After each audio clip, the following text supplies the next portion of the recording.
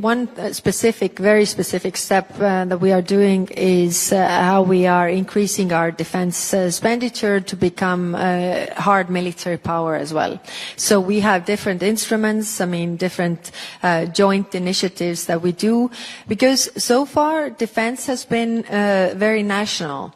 But we see clearly what is happening in Middle East, but also what is happening in Ukraine, that we need to have a regional approach. These capabilities are very expensive and covering a larger area, so we need to do this together. And there are several issues that I can bring.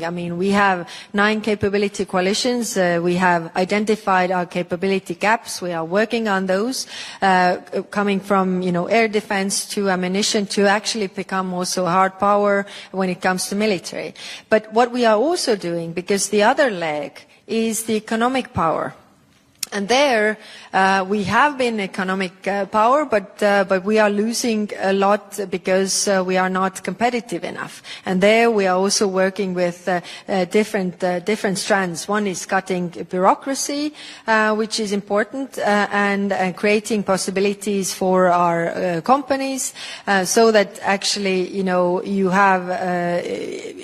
That we remain economic powers. And of course, if I start to list all this, it's kind of boring and dry, I would say.